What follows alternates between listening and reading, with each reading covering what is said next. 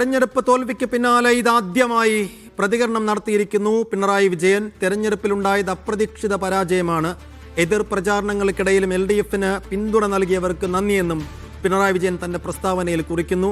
ഉത്തരവാദിത്വമുള്ള പ്രതിപക്ഷമായി പ്രവർത്തിക്കും. BJP 3 സീറ്റുകൾ നേടിയത് ഗൗരവതരമാണ്.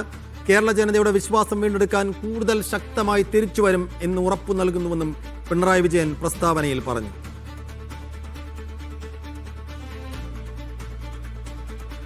സൈഫ് സൈനുലാബ്ദീൻ വിശദാംശങ്ങൾ നൽകും. സൈഫ്, അങ്ങനെ പിണറായി വിജയന്റെ ഒരു പ്രതികരണം തോൽവിക്ക് ശേഷം ഇതാദ്യമായി പുറത്തു വരുമ്പോൾ നമ്മൾ കാത്തിരുന്നത് അദ്ദേഹം ഈ തോൽവിയെ എങ്ങനെ കാണുന്നു ഒന്ന്, ഒപ്പം തിരിച്ചുവരവിനെ കുറിച്ച് അദ്ദേഹത്തിന് ആദ്യം എന്തു പറയാനുണ്ടാകുമെന്ന് 2, മൂന്നാമത്തേത് പ്രതിപക്ഷ നേതാവായി പിണറായി വിജയൻ തന്നെ ഇക്കുറിയും ഉണ്ടാകുമോ എന്ന മൂന്നാമത്തെ കാര്യം. ഈ മൂന്നിനും എന്തെങ്കിലും സൂചനകൾ അദ്ദേഹത്തിന് ഈ പ്രസ്താവനയിലുണ്ടോ?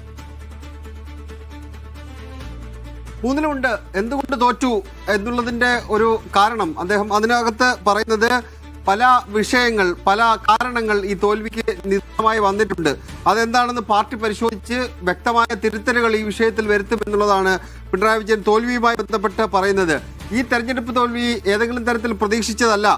ഒരു വലിയ വിഭാഗം ജനം കൂടെ ഉണ്ടാകും എന്ന് ഇടതുമുന്നണി കരുതിയിരുന്നു. പക്ഷേ ആ ആത്മവിശ്വാസം നഷ്ടപ്പെടുത്തുന്ന തരത്തിലാണ് തോൽവി ഉണ്ടായത്. അതുകൊണ്ട് തിരുത്തേണ്ടത് തിരുത്തി മുന്നോട്ട് പോകും എന്നുള്ളതാണ് പിണറായി വിജയൻ അതിനകത്ത് പറഞ്ഞു വരുന്ന ഒരു കാര്യം.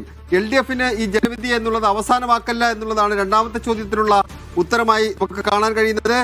തുടർച്ചയായ രാഷ്ട്രീയ പ്രവർത്തനത്തിനുള്ള പുതിയ തുടക്കമാണ് എന്നൊരു വാചകം അതിനകത്തുണ്ട്. പുതിയ രാഷ്ട്രീയ പ്രവർത്തനം എന്ന് പറയുമ്പോൾ സ്വാഭാവികമായിട്ടും 10 വർഷത്തിൽ കേരളത്തിൽ ക്ലിഫ് ഹൗസിൽ മുഖ്യമന്ത്രിയായി ഭരിച്ച പിണറായി വിജയൻ അതിൽ നിന്ന് മാറി പുതിയൊരു തുടക്കത്തിലേക്ക് നീങ്ങുന്നു എന്നതിന്റെ സൂചനയെ നമുക്കതിൽ കാണാം. അത് ക്ലിഫ് ഹൗസിൽ നിന്ന് ഏതാണ്ട് ഒരു 1.5 കിലോമീറ്റർ ഇപ്പുറം കന്റോൺമെന്റ് ഹൗസിലേക്ക് ആ ജീവിതം മാറ്റുന്നു എന്നുള്ള സൂചന അതിനകത്ത് നമുക്ക് കണക്കാക്കിയെടുക്കാൻ കഴിയും.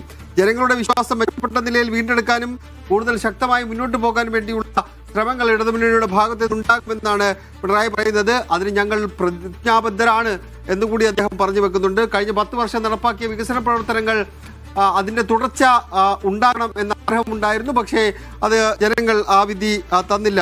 അതുകൊണ്ട് പുതിയ സർക്കാർ വരുമ്പോൾ അവരുടെ നിലപാടുകൾ നോക്കി ഉത്തരവാദിത്തമുള്ള പ്രതിപക്ഷമായി ഇടതുമുന്നണി പ്രവർത്തിക്കും എന്നാണ് അദ്ദേഹം പറയുന്ന മറ്റൊരു കാര്യം. ജനങ്ങളുടെ ജീവിത നിലവാരം അത് പ്രതിപക്ഷം പിന്തുണയ്ക്കും. അതേസമയം തന്നെ ജനവിരുദ്ധമായ തീരുമാനങ്ങൾ എടുക്കുകയാണെങ്കിൽ ശക്തമായി പ്രതികരിക്കുകയും ചെയ്യും. ഉത്തരവാദിത്തമുള്ള പ്രതിപക്ഷമായി ഇടതുമുന്നണി സഭയിൽ ഉണ്ടാകും എന്ന് അദ്ദേഹം ഉറപ്പു നൽകുന്നുണ്ട്. കേരളത്തിന്റെ മതനിരപേക്ഷതയും ബഹുസ്വരതയും സംരക്ഷിക്കുക എന്നുള്ളത് LDFന്റെ അടിസ്ഥാന നിലപാടാണ്. ആ നിലപാടിനൊക്കെ ഉറച്ചു നിന്നുകൊണ്ട് മുന്നോട്ട് പോകും എന്നുള്ളതാണ് പിണറായി വിജയൻ പറയുന്ന മറ്റൊരു കാര്യം. വ്യാപകമായ വ്യാജ പ്രചരണങ്ങൾ ഈ തെരഞ്ഞെടുപ്പിന് ഇടയിൽ നടന്നിരുന്നു. അതിൽ മാധ്യമങ്ങൾ ഗൗരവമായ പങ്ക് വഹിച്ചിട്ടുണ്ട് ഉണ്ടോ എന്നുള്ളത് പരിശോധിക്കപ്പെടേണ്ടതാണ്. അർദ്ധസത്യങ്ങളും അതിശയോക്തികളും വസ്തുതാവിന്റെ പ്രചരണങ്ങളും ആശ്രയിച്ച അവതരണങ്ങൾ ജനാധിപത്യത്തിന് ഗുണകരമല്ല. ഈ അനുഭവങ്ങളിൽ നിന്ന് പാഠങ്ങൾ ഉൾക്കൊണ്ട് മുന്നോട്ട് പോവുകയാണ് പ്രധാനമെന്ന് LDF വിശ്വസിക്കുന്നുണ്ട്.